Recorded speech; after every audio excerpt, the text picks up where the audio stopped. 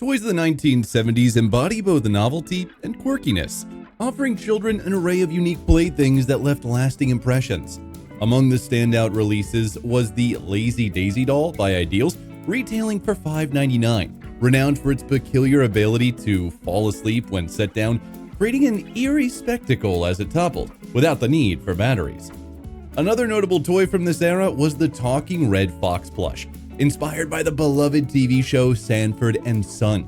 Pulling its string would elicit humorous phrases like, "Your daddy sat on me," adding a touch of comedic charm to playtime. Additionally, the Hugo doll set from Kenner Toy Company stood out for its innovative design and lifelike facial features.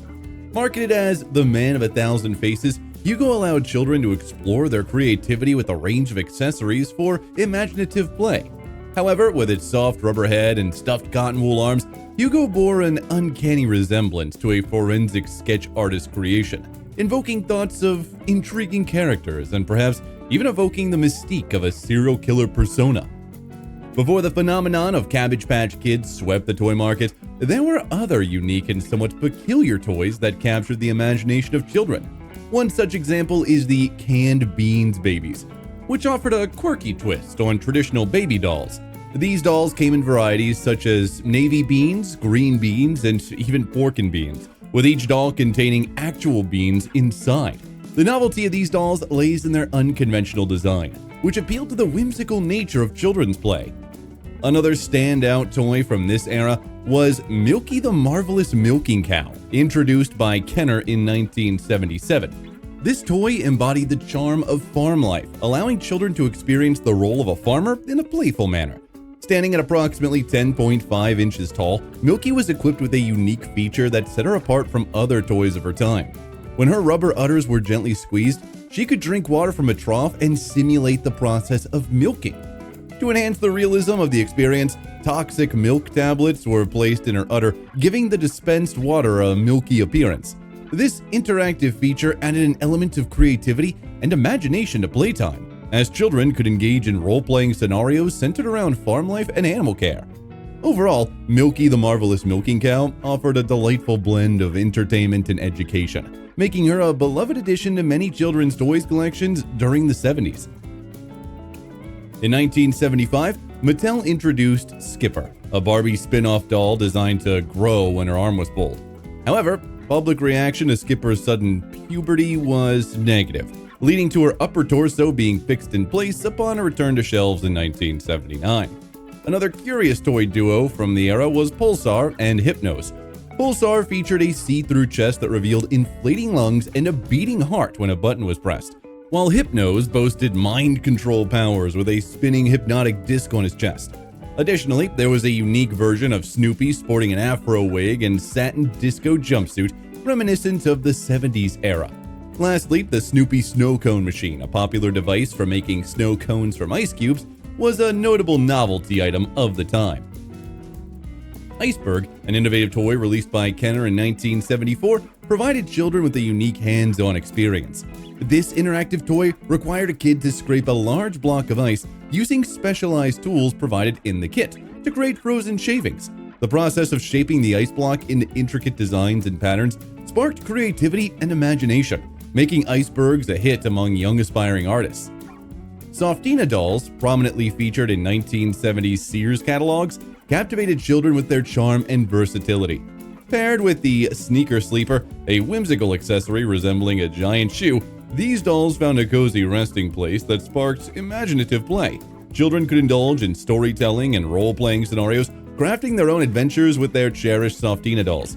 This creative pairing encouraged exploration and nurtured imaginative thinking, fostering a world of endless possibilities for young minds. In contrast, Mego's 1975 tabletop game Ballbuster promised a thrilling and competitive entertainment for players. However, the game's provocative name sparked controversy and hindered its widespread acceptance. Despite innovative gameplay mechanics designed to engage and captivate players, the game struggled to overcome the stigma associated with its name, limiting its appeal to a broader audience.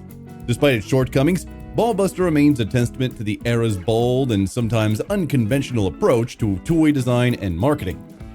Remco's Renko doll, released during the 1970s, featured a unique and somewhat eerie design that captured the attention of children and collectors alike. This doll, known for its unsettling laugh when its button was pushed, added a touch of mystery and intrigue to playtime. However, for some individuals, the doll's haunting laughter may have left a lasting impression reminiscent of the iconic horror character Chucky. Jaws, one of the most iconic films of the 70s, instilled fear of the ocean in many viewers. Surprisingly, a game inspired by the movie was created resembling Operation but with a twist. Instead of removing items from a patient, players extracted objects from the jaws of a shark using a long hook. One wrong move would trigger the rubber-banded jaws to snap shut, ending the game. In 1978, Ideal released Star Team toys, aiming to capitalize on the success of Star Wars. Despite its likeness to the iconic franchise, the name STARS actually stood for Space, Travel, and Reconnaissance, recycled from earlier ventures. George Lucas sued for its resemblance, but lost the case. While the toys had a Marvel comic adaptation, they failed to gain traction and are now considered strange-looking, like the character Knight of Darkness resembling one from Spaceballs, lacking the menacing aura of Star Wars. Great Moves, introduced by Hasbro in 1978, aimed to emulate the success of Twister, and players would wear a small whiteboard while another used a pin strapped to a different part of their body, attempting to draw a picture. The resulting poses often resembled scenes from late-night Cinemax films, depending on the placement of each body part. JJ Arms, an action figure released by Ideal in '76, was inspired by the real-life J Arms. At the age of 11, Jay suffered a severe hand injury from exploding railroad torpedoes, resulting in amputation. Undeterred, he pursued his dream and became a successful detective, even appearing on the TV show Hawaii Five-0 as a sniper named Hookman. This led to his own CBS television series and the release of an action figure featuring his mobile investigation van. Skinny Bones, introduced by Louis Marks and Company in 1970, featured a family of stick figures known as Skinny Bones. Despite initial interest, the toys were discontinued due to lackluster sales, yet remain highly sought after by collectors. The Sunshine family, embodying the essence of the 70s, consisted of crunchy hippies Steve, Steffi, and Sweet, who were rejecting Barbie's materialism. Clad in turtlenecks and sandals, they sold homemade crafts from their truck, reflecting a nostalgic era of counterculture values.